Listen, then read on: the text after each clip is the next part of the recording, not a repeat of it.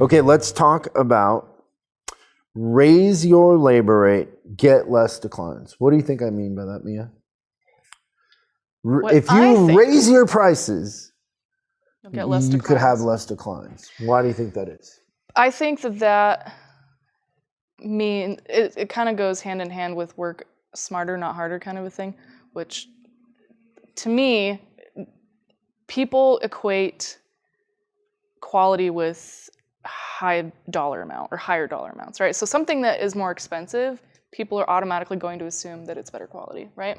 So if you have a higher labor rate, people are going to assume you do better work, which I would hope you do.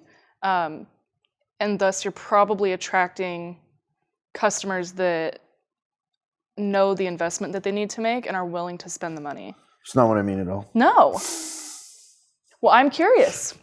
So if you go into a service department and you have a lot of declines, and I ask the service advisors, why are customers declining?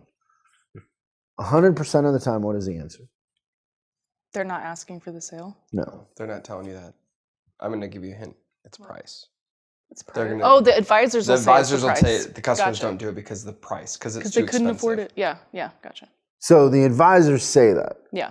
But now if I go and call 10 customers that declined work, what are the customers going to say? Nobody told me that. Yeah. So this came up because Christian just experienced this, and same thing. You call the customers, you're like, hey, I see Mia, you were in here last week and we recommended brakes, and we're just trying to get better, understand what's going on. But weird that somebody would decline brakes. Like you're okay with sliding into a school bus and killing a bunch of kids? Like it just was on my mind. I just wondered, like, Mia, you're okay? Like somebody's walking in a crosswalk and you're just gonna plow them over and kill them? What if that's a mother of 12 kids? You declined your brakes. Why am I laughing at that? You were Jeffrey Dahmer only killed like 8 people. Your car was here. We could have done it. You left it here all day. This is escalating so quickly. Super easy. Now you're driving around with faulty brakes. You're going to have to make an appointment or go somewhere else, and then just doesn't. You seem like a smart person, Mia. It doesn't make sense to me. Would you let me know the route you drive to work, because I want to avoid those streets at all costs? You're a murderer. You're going to kill somebody. Today. But you call and you have this idea in your head that, oh, it's our price. You just automatically as a manager default to, oh, it's our price. You just think that, right? Nobody ever says price. They say, yeah, when I showed up to pick up the car, they told me I needed brakes. Or here's the one that, and I don't know if you experienced this, but I've experienced this numerous times, and I literally have to go for a walk. Just to comprehend and not overreact, not try to be funny, but the customers will say, what? I need brakes?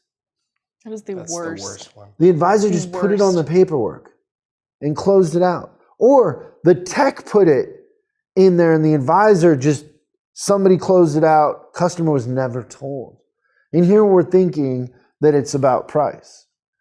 And so maybe the idea is raise your labor rate, get your effective labor rate up to where you can afford to have enough advisors that have enough time to call the customers. Stop having your advisors write 25 a day, slow it down, actually, have an effective labor rate that isn't from 1984, Yep.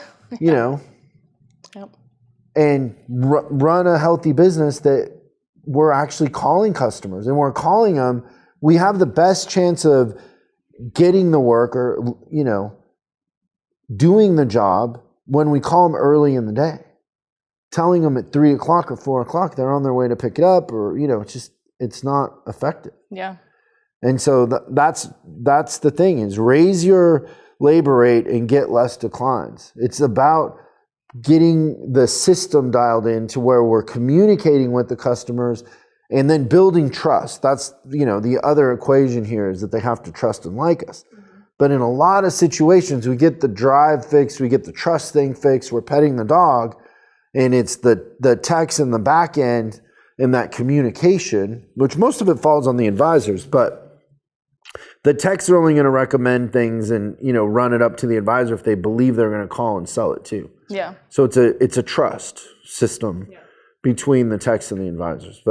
And a lot of times I feel like advisors kind of set themselves up for failure because before they even call or, you know, they get recommendations and they immediately shut themselves down by saying like, well, this customer's not going to buy it anyways. I might as there's no point in calling. That's not your job. Your job is to tell them. What's the worst thing they can do? Present Say it. no? Like, you're not going to get fired. Like, Your sales closing is the same whether you tell them or not. exactly. I never looked at it like that when I was an advisor. I just looked at it like I was telling them the truth. Yeah, it was my responsibility to exchange the information with them. I think that that's Yeah. another one that I think is horrible, and it's not as bad as the customer not knowing at all. Is this a segue to a joke? No, so this is actually really a thought out comment, believe it or not. I know everyone ready? Who are you? Ready? Yeah. Good stuff. I love her. All right. It's so fun to have her around. So is when, you know, we call the customers on the RO and they decline brakes, which like, let's say the brakes are almost metal to metal and the advisor's worried about telling the customer bad news. So they're like, they told me I should do it next time. And it'll be like clearly bad, like tires are bald, brakes are completely worn out. And the advisor said, I should do it next time because they don't want to give them the bad news there. It's so disrespectful to the customer's time. It's not fair. People don't have time.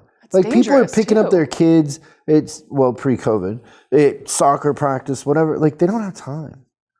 Like there's a lot of situations when I would overpay for something just not to have to sit there for 2 hours again. Me too. Yeah. That's insane to me. It's like almost the opposite of where you're overselling something that's not quite necessary. It's like almost just as bad, but it's on the other side. I would pay 4 times what I paid for my last colonoscopy to never have to do it again. It's a horrible experience. Why do I laugh at your jokes, but you refuse to laugh at mine? That's not true. I've laughed at plenty of That them. was funny. I would overpay for my colonoscopy? That's funny. No, that's true. It's pretty funny. Thanks so much for watching this clip of Service Driver Revolution. We're uploading new stuff every day, so make sure you subscribe and click the bell icon so you don't miss out. If you have a question you'd like us to answer on the show, call 8333-ASK-SDR and we'll answer your question on the show. That's 8333-ASK-SDR.